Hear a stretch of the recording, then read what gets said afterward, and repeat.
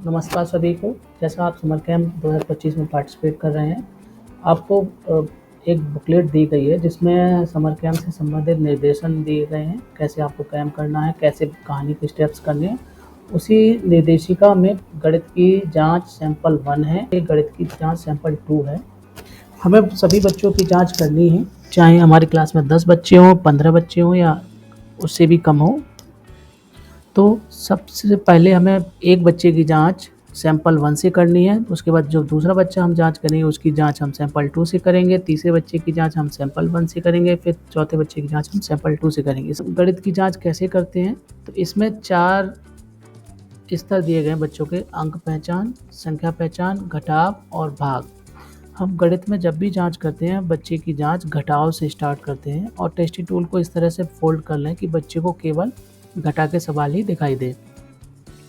अब बच्चे को एक सवाल की संख्या पूछेंगे। मान लीजिए हम इस सवाल की पहले ऊपर वाली संख्या पूछेंगे, बच्चे ने जवाब दिया 82 या 82, फिर नीचे वाली संख्या पूछेंगे 64 या 64, फिर एक चिन्ह पूछेंगे बच्चे से। बच्चे ने अगर चिन्ह सही बताया कि ये घटा का है तो हम अगला सवाल पर जाएंगे, अगर बच्चे ने चिन्ह नहीं बताया तो हम संख्या पर आगे बच्चे से नहीं पूछेंगे, और फिर नीचे की संख्या पूछेंगे और फिर चिन्ह। दोनों सवालों के चिन्ह अगर बच्चे ने सही बताया तो पहले हम बच्चे को एक सवाल उसकी कॉपी में लिख कर देंगे।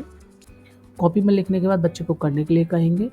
बच्चा करने के बाद वापस लाके जब हमें सवाल देगा तो हम सवाल चेक करेंगे। अगर बच्चे का सवाल सही है तो हम दूसरा सवाल लिख के देंगे, अगर बच्चे का सवाल नहीं है तो हम उसी सवाल को बोलेंगे कि एक बार आप इसको करके देख लो, इसी सवाल को देखो तो नहीं है।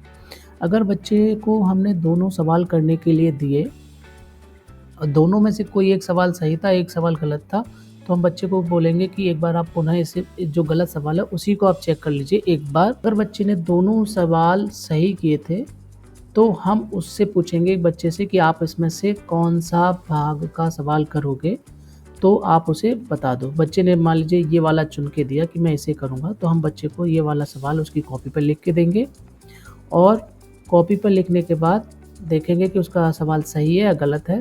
तो बच्चे का सवाल अगर सही है तो उस बच्चे का उच्चतम स्तर भाग होगा, अगर गलत है तो उस बच्चे का उच्चतम स्तर घटाव होगा, क्योंकि उसने 2 घटाव किए थे। ये हो गई कंडीशन नंबर 1। कंडीशन नंबर 2, जब बच्चे ने 2 सवाल घटाव के हमने हल करने के लिए दिए थे, बच्चे ने दोनों में से कोई एक गलत किया था या एक भी नहीं करके गया था, तो हम बच्चे को वापस लाते हैं। 11 से 99 का जो स्तर है इस पे लाएंगे और 10 में से बच्चे से बोलेंगे कि आप इसमें से कोई भी 5 संख्याएं पढ़िए। 5 संख्या जैसे 24, 61, 46, 74, 89 या 89, 39। अब बच्चे ने सारी संख्याएं सही से पढ़ी हैं, तो अब बच्चे का उच्चतम स्तर 10 से 99, क्योंकि उसको हमने संख्या के सवाल पहले पूछे थे वो गड़बड़ हो गए, तो इसलिए बच्चे का उच्चतम स्तर यही है। अगर बच्चे ने 5 में से 4 संख्याएं सही नहीं पढ़ी तो बच्चे को वापस लेके जाएंगे अंक पहचान पे। अंक पहचान में भी इसी तरह से 5 अंक पूछेंगे, बच्चे से पढ़ने के लिए कहेंगे। इसमें कुल 8 अंक दिए गए हैं और बच्चे से पूछेंगे कि आप इनको पढ़ के सुनाओ। बच्चे ने पढ़ के सुनाए, जैसे 4, 1, 3, 7, 6, 9, 5। अगर बच्चे ने इस तरह से पढ़ के सुनाए हैं, बच्चे का उच्चतर स्तर अंक पहचान होगा, ना कि संख्या पहचान।